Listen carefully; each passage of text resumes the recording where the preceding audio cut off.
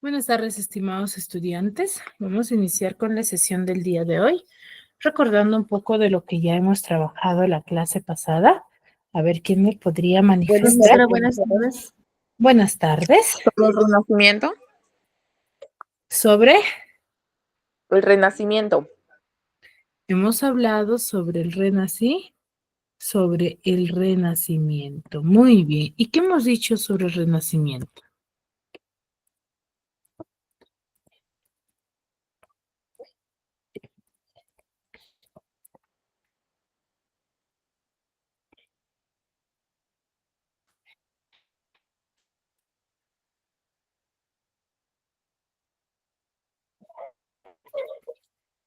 ¿Qué hemos dicho sobre el renacimiento, chicos?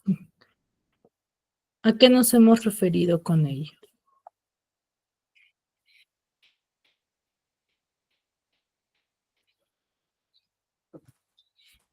A ver, ¿qué es lo que recuerdan sobre ello?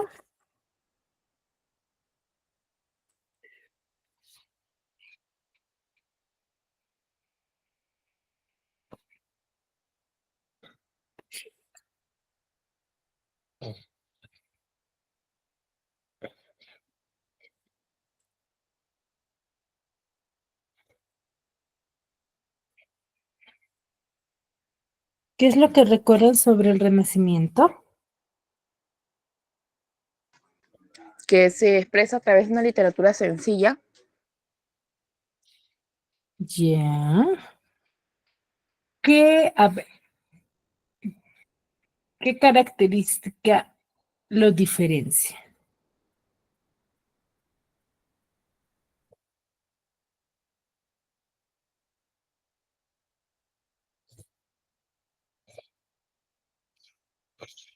¿Qué característica hace de que el Renacimiento se diferencie de las demás?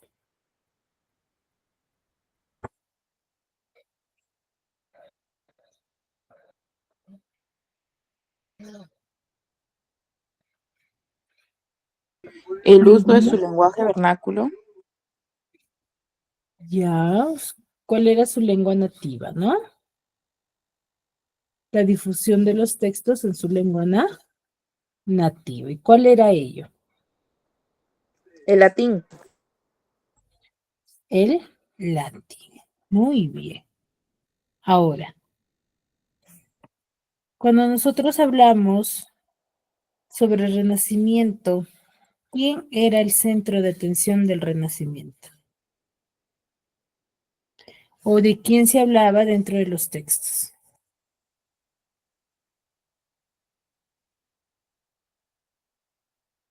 De un hombre y de una mujer, profesora.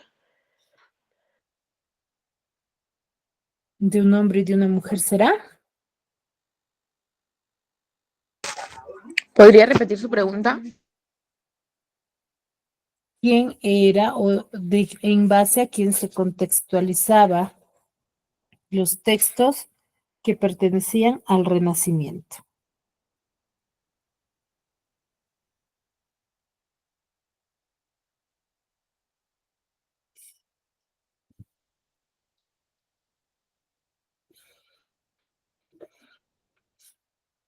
¿Mm?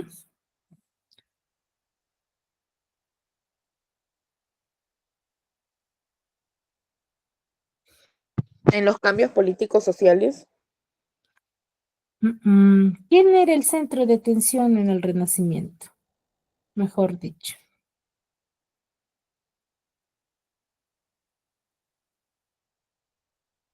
¿Nadie?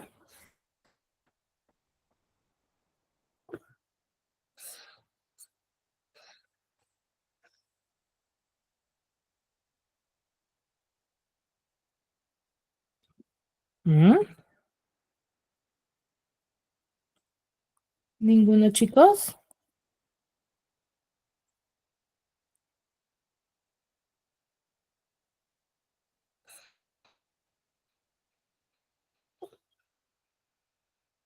El hombre.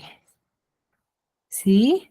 El hombre era el centro de atención del Renacimiento. ¿ya? Por eso es que les mostraba, por ejemplo, una imagen donde se representaba al hombre, ¿cierto? Luego hemos hablado sobre el neoclasicismo.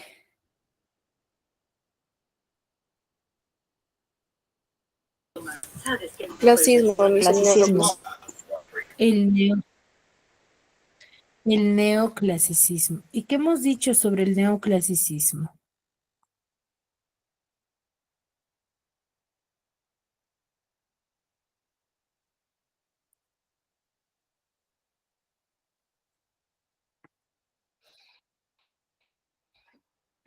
¿Qué características distintas al Renacimiento tiene?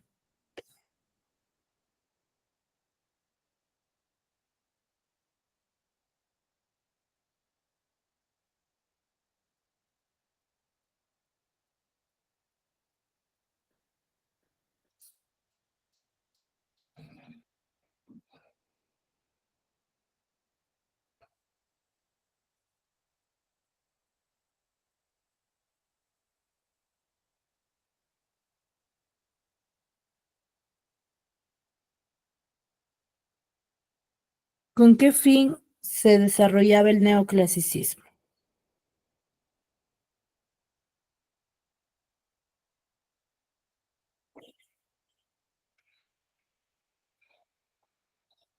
¿Ninguna?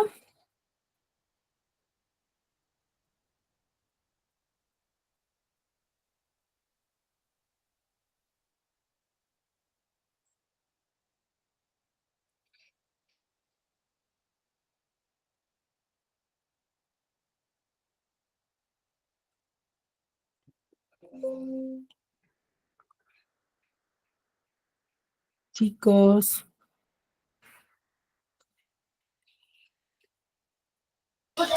Miss, la escucho entrecortado.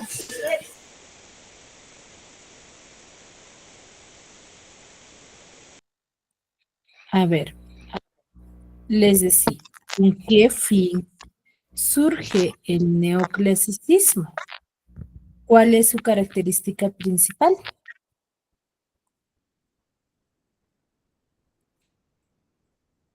Fidelidad a las artes del pasado. Ya, una de esas ellas.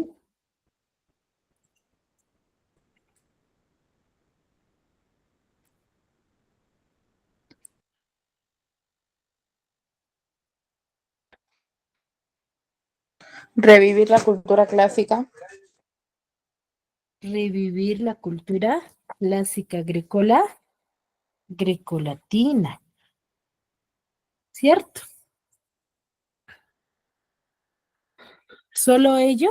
A ver, cuando nosotros hablamos del neoclasicismo, ¿sí?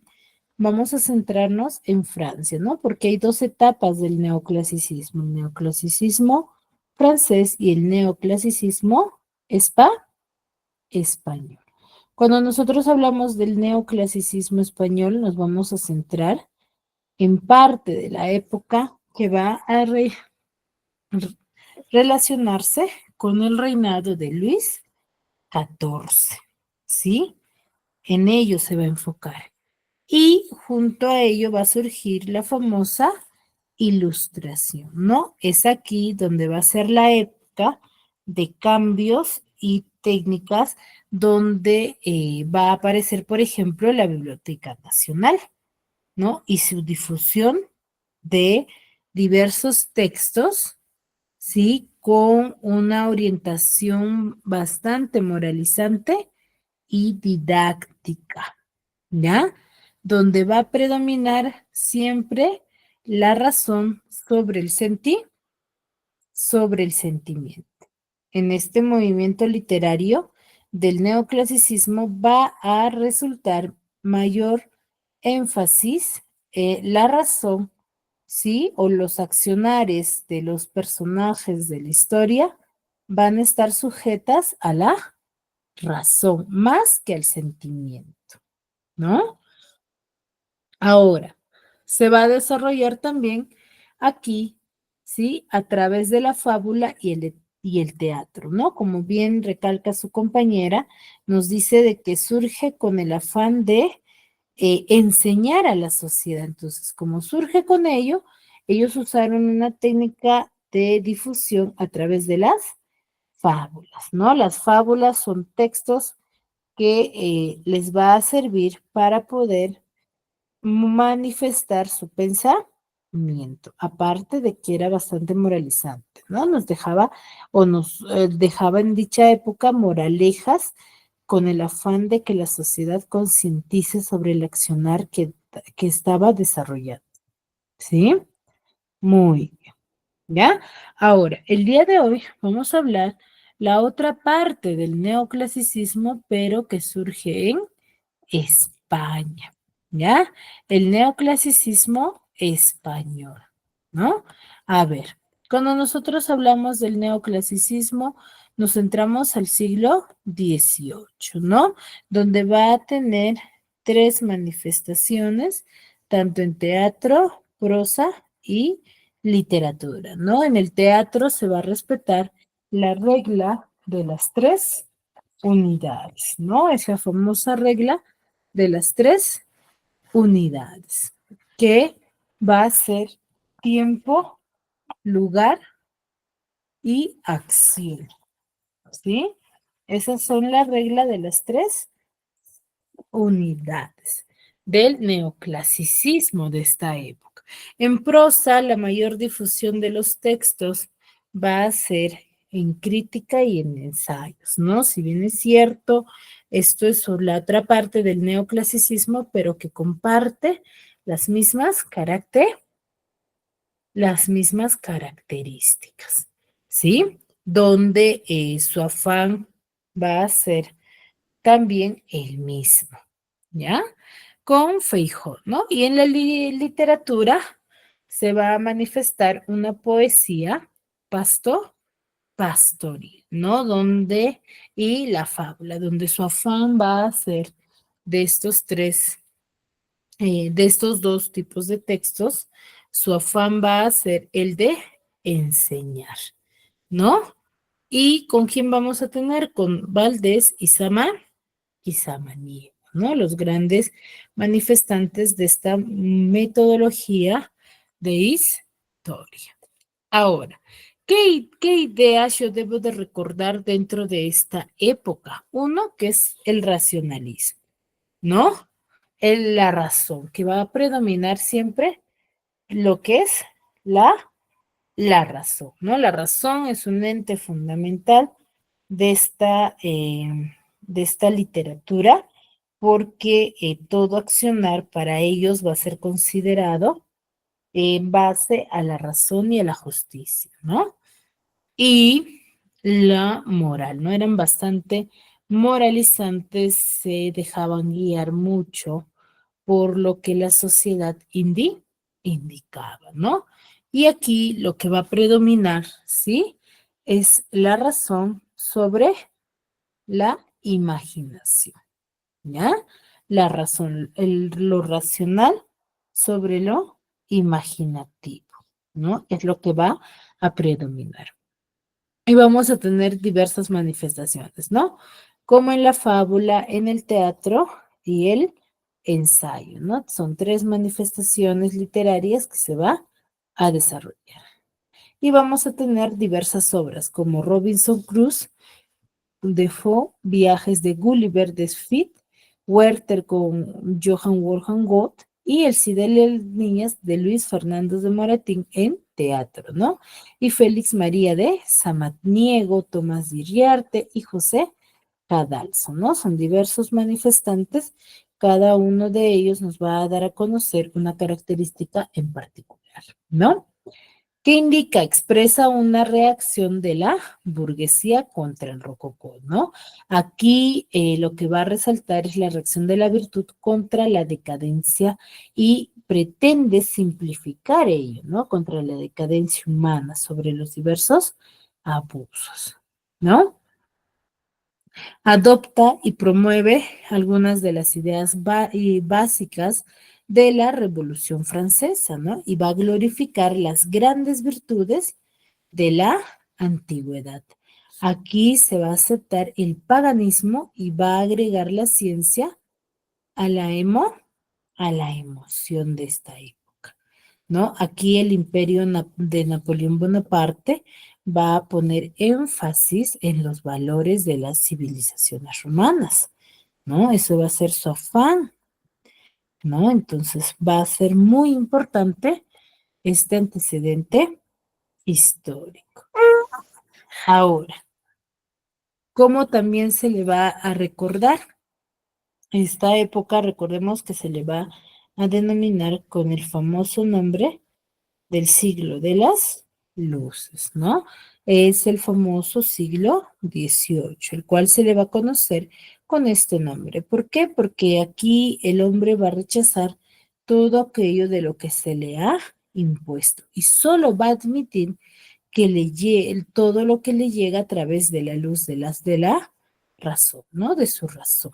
Aquí la razón va a ser la norma con la que se valoran todas las manifestaciones humanas. Como consecuencia, va a aparecer en Europa a principios de siglo un grupo de pensadores con un espíritu científico, ¿no? Que van a tomar la experimentación como método para adquirir el conocimiento, ¿no? Sin temor a equivocarse, ¿ya? Este movimiento va a recibir el nombre de ilustración, ¿no? Por ello, por dichas características, ¿sí? Ahora, esta manifestación literaria no va a adoptar solamente los ideales antiguos debido al desarrollo de la arqueología, ¿no? Sino va a intentar también reproducir las formas griegas y romanas con una precisión que los artistas del Renacimiento no habían buscado, ¿no? Aquí el redescubrimiento de la antigüedad clásica va a verse potenciado por los importantes hallazgos arqueológicos de esta sociedad. ¿Sí?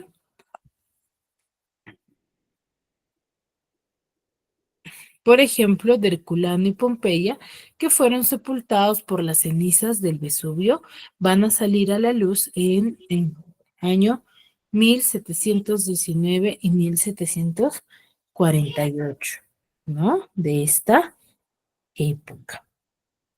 ¿Sí? Ahora, la literatura en este siglo se va a considerar a los escritores griegos y latinos como modelos a imitar, ¿no? Y va a hacer un retorno a los clásicos grecolatinos. Y este va a ser el origen de la palabra neoclasicismo, ¿no? Es por ello que lo denominábamos la clase pasada, ¿no? Que dichas características o deriva el nombre de neoclasicismo debido a esta forma, a esta antigüedad, ¿no? A cómo ellos lo daban a conocer, ¿ya? De preferencia, la razón frente a los sentimientos, ¿no? Y va a imponer reglas a las que se deben ajustar las diversas obras literarias. Como consecuencia de lo anterior, se va a abandonar bastante la producción lírica, ¿no? Y se va a rechazar lo imaginativo y lo fantástico, ya que no se va a escribir para entretener, sino para educar a la sociedad. ¿Para qué, chicos? Para educar a la sociedad. Para educar a la sociedad, ¿ya? Ese va a ser el ente fundamental de esta literatura o de este movimiento literario, ¿no? Rechaza todo lo imaginativo, todo lo fantástico de la época, ¿sí? Y ya donde va a tener marcado el carácter crítico, didáctico y moralizante de la sociedad.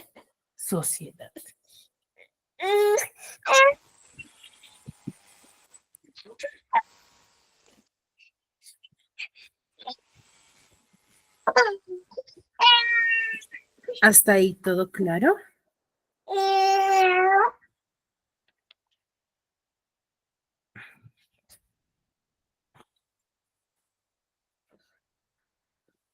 Sí, profesora, todo claro.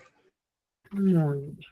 ¿Ya? Entonces, eso va a ser una característica muy importante de esta época.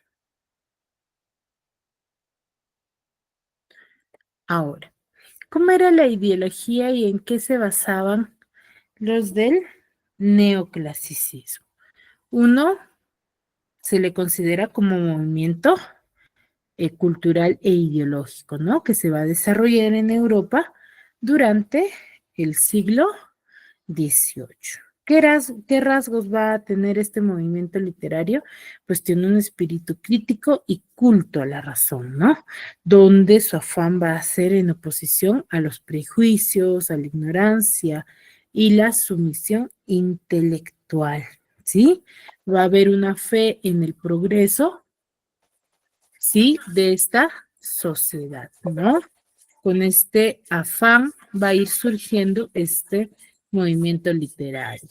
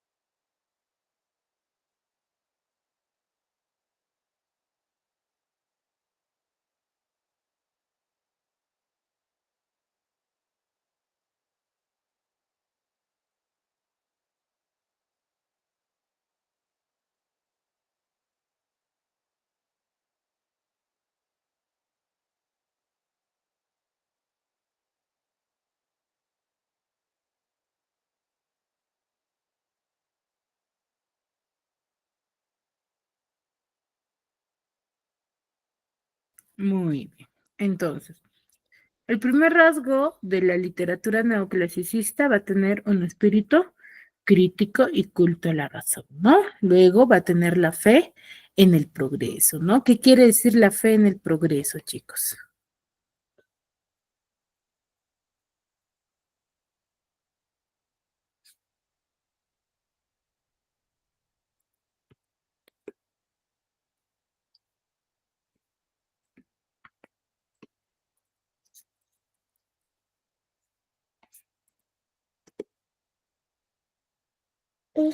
¿O a qué se refiere la fe en el progreso?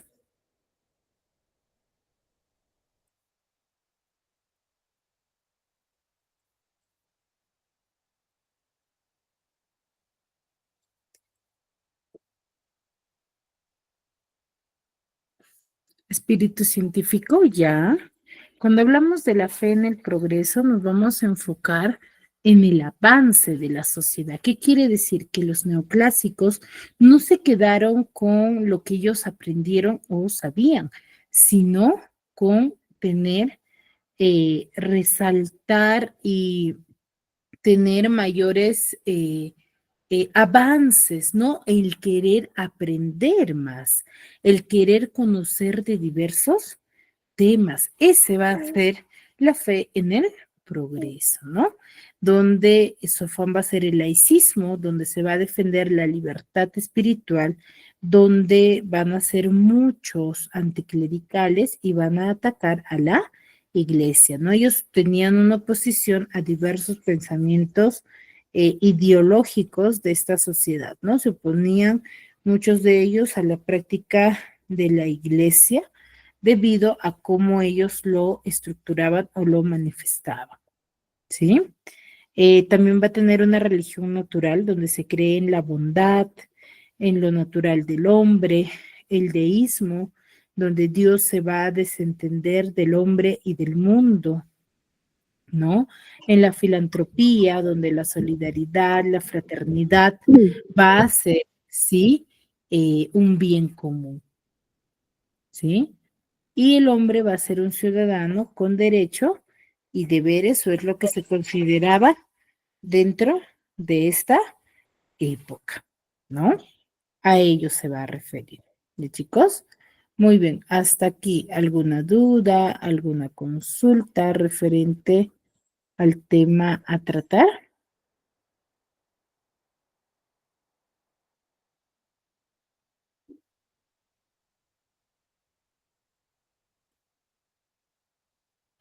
¿O todo claro hasta aquí?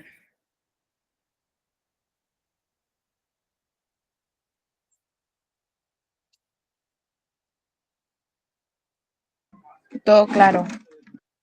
Muy bien. Entonces, tiene diversas formas de pensamiento y es muy importante, ¿sí? Diferenciarlos, ¿ya?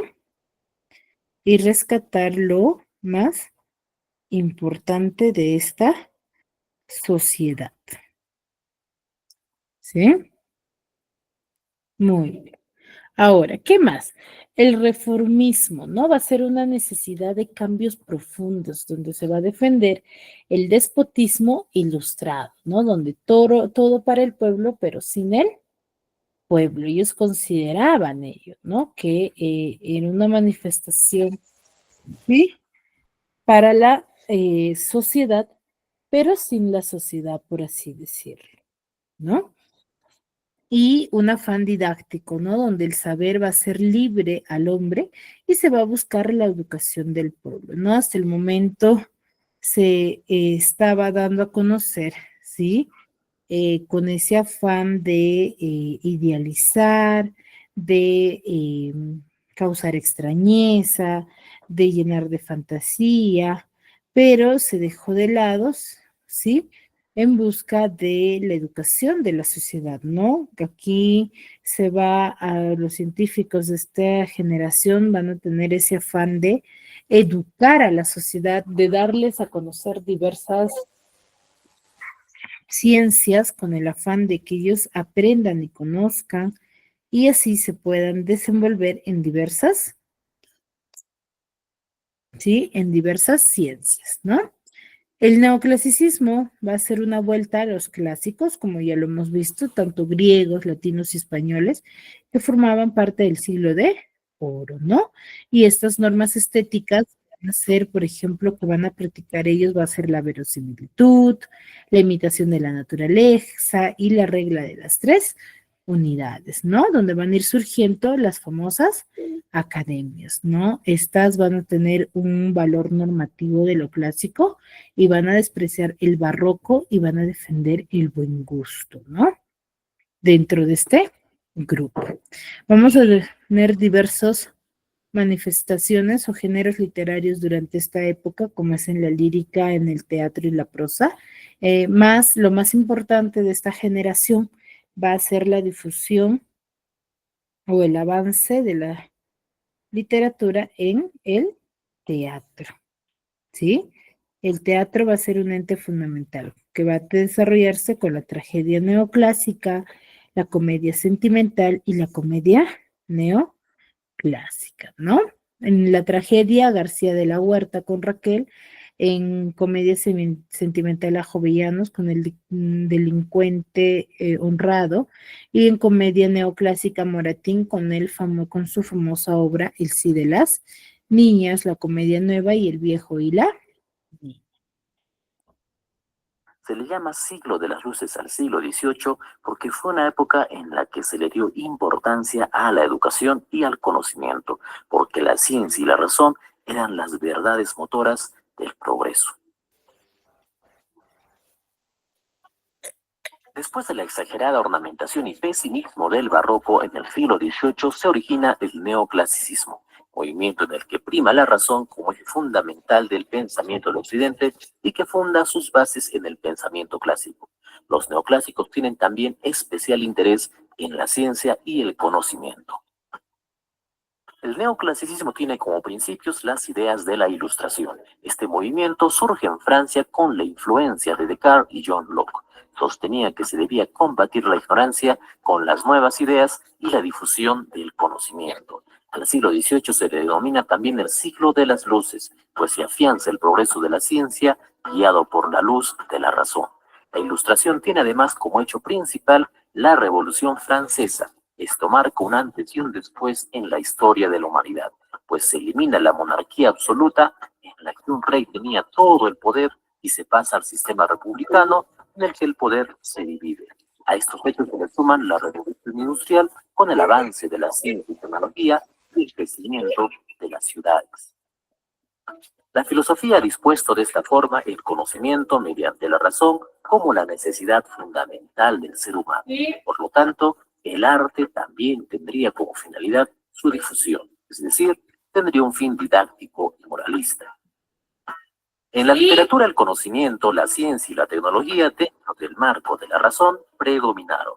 Como vimos, tiene un fin didáctico y moral, y así como su nombre lo indica, revalora el clasicismo, pues toma como modelos a Aristóteles, Horacio y retoma el canon clásico. Así, se evita mezclar géneros como la prosa y verso, y predomina la supremacía de la armonía y equilibrio, rechazando incluso el exceso de imaginación barroca. En cuanto a las obras, prevalece el ensayo con Montaigne como género divulgador de ideas, siempre haciendo el uso de la razón. Como todo era conocimiento y ciencia en este siglo, se crea en Francia la enciclopedia como género difusor de todo el conocimiento humano, con Diderot y artículos de Voltaire y Rousseau. La enciclopedia era la Wikipedia del siglo XVIII y contaba con 72.000 artículos. Se desarrolló también la fábula, pues tiene un fin moralista, una enseñanza que se expresa a través de su moraleja final. Destacan en este género los españoles Iriarte y Samaniego y el francés Sonnet. Como hemos podido ver, el neoclasicismo fue una época en la que el ser humano se interesa por la razón y el conocimiento. El mundo avanza y se hace uso de esta razón para explicarlo. La literatura se encamina en este objetivo, pero como nada dura para siempre, esta direccionalidad marcada parece restringir a muchos artistas que se encuentran limitados. Así, nace una siguiente etapa denominada romanticismo.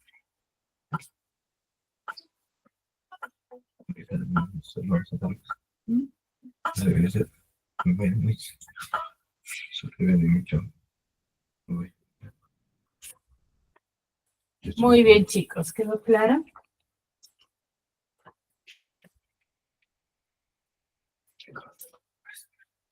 Sí. Muy bien, chicos.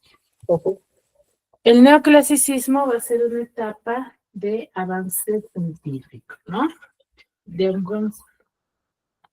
avance literario, de avance de la ciencia, ¿no? Va a tener ese afán, ¿no? Entonces, géneros literarios como la prosa, el teatro y la poesía van a ser muy importantes dentro de esta generación. ¿Sí? Van a ser muy importantes dentro de esta generación literaria. ¿Bien? Ahora, ¿qué otra característica yo debo de conocer dentro de esta época de literatura? Uno, que la poesía neoclásica va a ser considerada de mal gusto, ¿no? ¿Por qué? Porque se enfoca en expresar, ¿sí? En expresar, ¿sí? Sentimientos, ¿no? Acá la poesía, ¿sí? O los poetas de este movimiento van a adoptar dos temas, el bucólico pastoril y la fábula, donde va a tener importancia, ¿sí? Aquí este tipo de poetas va a ensalzar, ¿qué cosa? Va a ensalzar a la naturaleza, ¿no? Y va a destacar Juan Meléndez Valdés dentro de esta época, ¿ya? A ver, una de las grandes manifestaciones literarias va a ser la fábula dentro de esta época. ¿sí? Dentro de esta época, la fábula va a ser una de las grandes manifestaciones literarias por su afán moralizante de la sociedad, ¿sí? El primero, ¿por qué surge en el famoso siglo XVIII? Siglo XVIII, ¿no?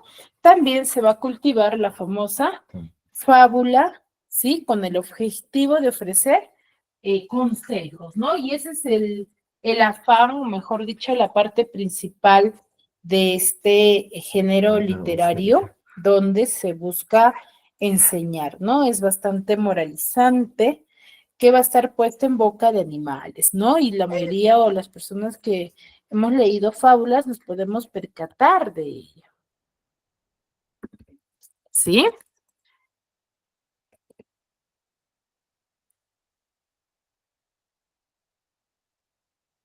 Sí, el morado abajo está muy... Está muy...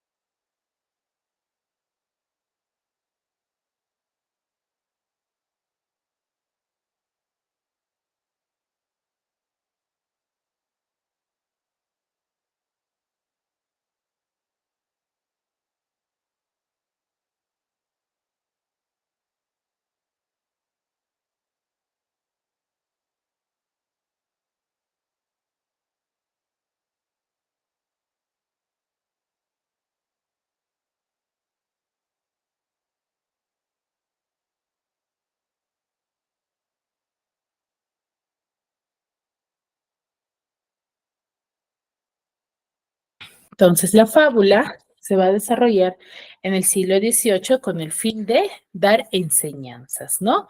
Como les decía, aquí la mayoría de personajes va a ser los animales, ¿no? Los grandes fabulistas o los que dan a conocer esta forma de historia van a ser Iriarte y Samaniego, ¿no?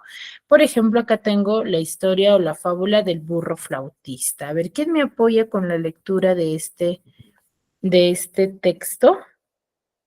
A ver, ¿quién me podría apoyar? ¿Úrsula?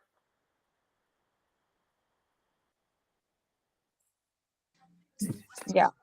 Desde el título, Sí, sí. El burro flautista.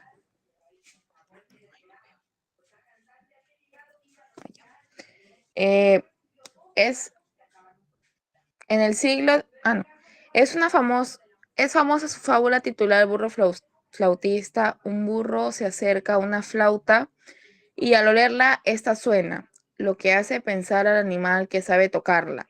Entonces el autor saca la moraleja. Sin reglas del arte es que acierten algo. Acierta por casualidad. Sin reglas del arte, el que en algo acierta, acierta por casualidad. Esta fabulilla, salga bien o mal, me ha ocurrido ahora por casualidad. Cerca de unos prados que hay en mi lugar, basaba un borrico por casualidad. Una flauta en ellos halló, que en un segal se dejó olvidada por casualidad. Acercóse a olerla el dicho animal y dio un resoplido por casualidad. En la flauta del aire se hubo de colar y sonó la flauta por casualidad. Oh, dijo el burrico, qué bien se siente tocar. Y dirán que es mala la música asnal. Sin reglas del arte, borriquitos hay que una vez aciertan por casualidad.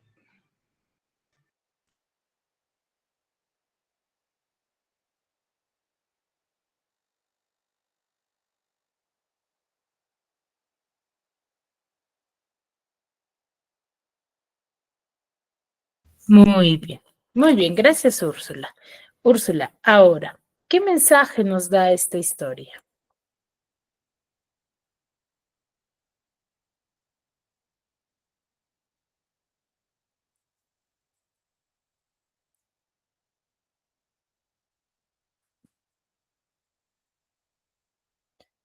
¿Qué mensaje nos da esta fábula, mejor dicho?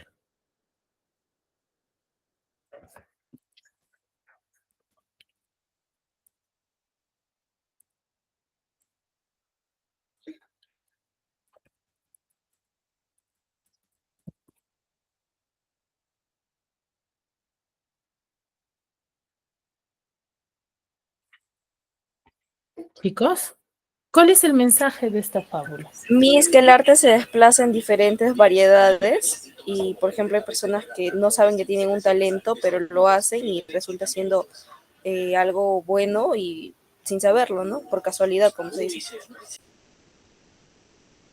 Claro, exacto. Ese es el mensaje, ¿no?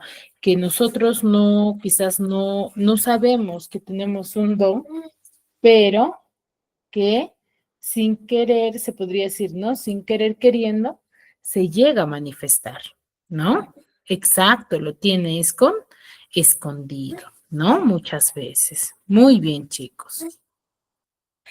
Ahora, otro que va a tener una manifestación similar va a ser Tomás de Iriarte, ¿no? Tomás de Iriarte nació en La Orotava, en Tenerife en 1750 y muere en Madrid en 1791, ¿no? Él es un gran traductor de la primera secretaria de Estado y archivero del Supremo Consejo de la Guerra, además de las fábulas literarias, ¿no? Él escribe muchas otras obras e hizo bastantes traducciones del francés. Él también es compositor, ¿sí?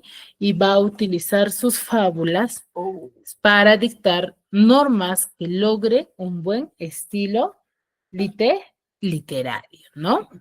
Otro de los grandes manifestantes es Félix María de Samaniego, que nace en La Guardia y muere en el mismo pueblo en 1801, ¿no? Él estudia en Valladolid y viaja por Francia, cuya influencia va a advertir en la única obra por la que lo cual lo conocemos, ¿no? Que son las famosas fábulas morales, ¿no? Y él contiene 157 fábulas que van a ser distribuidas en 9 libros, ¿no? Que van a estar escritas para los alumnos del seminario de Vergara, ¿no? Aquí Samaniego va a ridicularizar los defectos humanos, ¿no? Imitando a los grandes fabulistas como Pedro, Esopo, de la literatura griega, ¿no?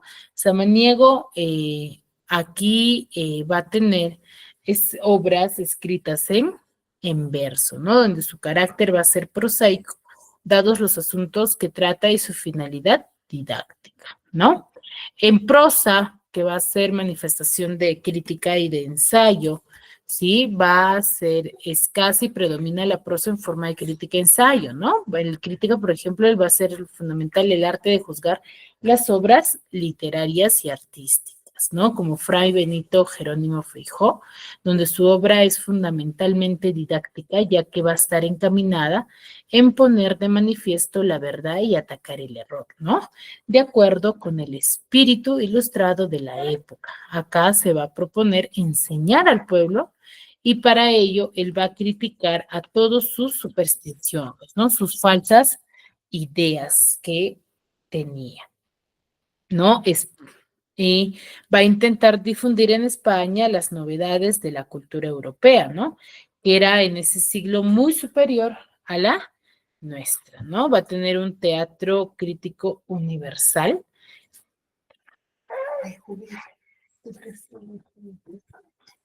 Sí, el teatro crítico,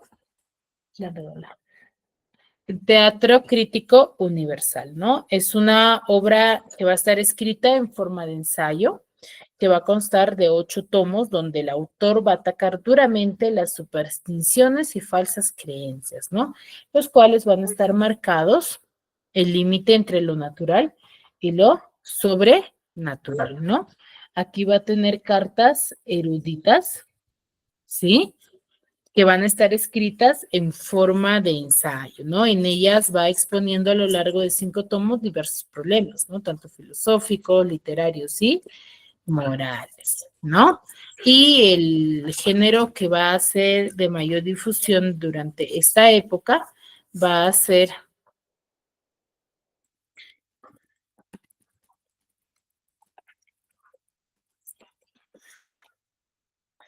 ¿sí? Va a ser el teatro, ¿no? El teatro se va a someter a las rígidas normas del clasicismo, por lo que se va a adoptar la regla de las 3 unidades que Lope de Vega había roto en el barroco, ¿no? Y va a desaparecer de las obras de teatro todo tema imaginativo y fantástico, ¿no? Así como la mezcla de lo trágico y lo cómico, donde va a surgir un teatro exclusivamente didáctico, ¿no? Aquí vamos a tener la regla de las 3 unidades, acción, tiempo y lugar, ¿no? En acción solo va a haber una acción en la obra, en el teatro anterior, va a hablar acciones paralelas, y la de los señores y la de los criados, ¿no? En tiempo, la acción debe suceder como máximo a lo largo de un día, y en lugar, toda obra debe desarrollarse en el mismo espacio, en el mismo sitio, ¿no? Uno de los grandes manifestantes de este género va a ser Leandro Fernández de Moratín, ¿no? Quien es el escritor más importante del siglo, donde su obra teatral va a estar realizada siguiendo las normas clásicas, neoclásicas, ¿no? Y va a convertirse al autor en uno de los mejores y escasos dramaturgos de este siglo, ¿no? Aquí la comedia nueva o el café es una de sus obras que va a criticar duramente a los poetas incultos e ignorantes, ¿no? Que se van a atrever a escribir obras dramáticas. Otro de los grandes manifestantes va a ser la famosa obra del Sí de las niñas, ¿no? Donde va a ser una dura crítica a las familias que obligan a sus hijas a casarse sin tener en cuenta sus sentimientos, ¿sí? El Sí de las niñas. El Sí de las niñas es una novela escrita por el español Leandro Fernández de Moratín a comienzos del siglo XIX. En la novela se relata la historia de un hombre de 60 años llamado Don Diego, que se encuentra acompañado de su sirviente Simón en una posada de Alcalá, a la espera de la llegada de doña Inés y de su hija Francisca. Don Diego le cuenta a Simón que está enamorado de Francisca, que para él es una joven con buenos valores, virtudes y sobre todo muy hermosa. Él, junto con doña Inés, la madre de Francisca, planearon su matrimonio, aunque sin la aprobación de ella, que durante ese tiempo se encontraba estudiando en un internado de monjas.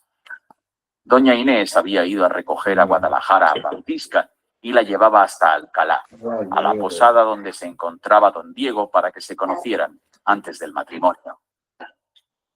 Durante la charla entre estos dos hombres, Simón le habla a don Diego sobre la diferencia de edades entre Francisca y él, y le dice que el joven y apuesto sobrino de don Diego, llamado Carlos, es mejor partido para la joven.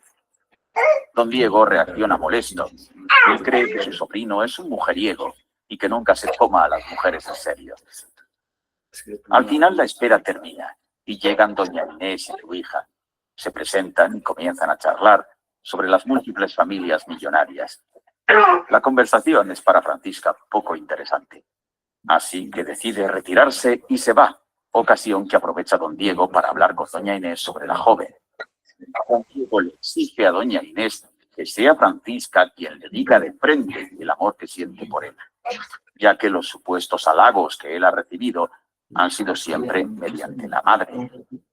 Él quiere que la joven le confiese el por qué prefiere un marido experimentado, de edad madura, que sepa cómo llevar su matrimonio, ya que los matrimonios jóvenes no tienen la capacidad de llevar una relación. Lo que ambos no saben es que Francisca y Carlos, el sobrino de don Diego, han mantenido una relación en secreto durante el tiempo que la joven estuvo estudiando en el convento. Carlos la visitaba por las noches. Él llegaba sigilosamente y se saltaba el muro del lugar para encontrarse a solas y en secreto con Francisca en el jardín del convento. Por otro lado, doña Inés lleva con ella a su criada llamada Rita, de quien no sabe que mantiene comunicación con Calamocha, sirviente de Carlos, el sobrino de don Diego. Ambos se encuentran en la misma posada y Calamocha le cuenta a Rita que su patrón recibió una carta en la que Francisca le cuenta que su madre está planeando casarla con un señor de 60 años. En ese momento, su patrón, Carlos, se encontraba en Zaragoza y decide viajar a Alcalá para impedir el matrimonio y confesarle a doña Inés su amor hacia Francisca. Calamocha le dice a Rita que vaya y le cuente a Francisca que Carlos, su patrón, también se encuentra alojado en la misma posada. Mientras tanto, doña Inés manda a llamar a su hija. Esta le confiesa a su madre que ya no es una niña y que sabe el significado del amor. Se niega a casarse con don Diego porque no lo ama. Su madre intenta convencerla de que lo mejor que puede hacer es casarse con don Diego, ya que con él no le hará falta de nada y podrá tener más lujos de los que ella se imagina. Doña Inés cree que su hija no quiere casarse con don Diego porque se quiere quedar en el convento y convertirse en monja, pero Francisca lo niega. Mientras tanto, don Diego sospecha que la joven no siente el mismo cariño que él siente por ella y le dice a Francisca que espera que ella le exponga su cariño. Pero cuando Francisca intenta negarse a contraer matrimonio con él, la madre la interrumpe e impide que le confiese la verdad. Don Diego sale de la habitación y descubre que su sobrino Carlos se encuentra en la misma posada. Le pregunta por qué se encuentra en el lugar y Carlos, temeroso, termina por contarle toda la verdad a su tío. Don Diego, enojado, lo tira de la posada y le exige que regrese a Zaragoza y que cumpla con sus obligaciones. Carlos obedece y se marcha junto con su sirviente Calamocha. Rita, la criada de doña Inés, se entera de lo sucedido y le cuenta a Francisca que Carlos y sus sirvientes se han marchado de la posada. La joven rompe en llanto y cree que Carlos la ha abandonado. Esta misma noche, Carlos llega a darle una serenata a Francisca y tira una carta por la ventana que Rita tendría que recoger y llevársela a Francisca. Pero por error, la carta cae en manos de don Diego. Este se molesta mucho porque sospecha que el acto es propiciado por un enamorado de Francisca. Cuando Rita sale en busca de la carta, la criada no la encuentra y le dice a Francisca que no encontró la supuesta carta que Carlos tiró por la ventana. La joven se empieza a sentir decepcionada y cree que Carlos simplemente la ha engañado. Esa noche, Francisca y don Diego se encuentran en la sala de la posada. Él le exige que le confiese lo que en verdad siente por él y que si existe otro pretendiente que a ella le interese. Y la joven, decepcionada por el abandono de Carlos, le dice que no existe nadie más y que la razón por la que no quiere casarse es porque quiere regresar al convento. Don Diego, no muy convencido, lee la carta y se entera de que el pretendiente de Francisca es su sobrino Carlos. Lo manda a llamar con su sirviente Simón y le pide a su sobrino que le exponga sus intenciones con Francisca. Él le cuenta que por un tiempo ellos han mantenido una relación en secreto y que ha venido para casarse con ella. Ante esta situación, don Diego se da cuenta de que la joven no siente el cariño que creía que ella sentía y le comenta a doña Inés que su hija está enamorada, pero no de él, sino de su sobrino Carlos. Sin embargo, doña Inés cree que es un plan de don Diego para liberarse del compromiso con su hija. Don Diego trata de convencer a doña Inés y le dice que él no tiene ningún impedimento en que Francisca y su sobrino Carlos contraigan matrimonio, sino todo lo contrario. Él bendice su unión y los frutos de esa relación.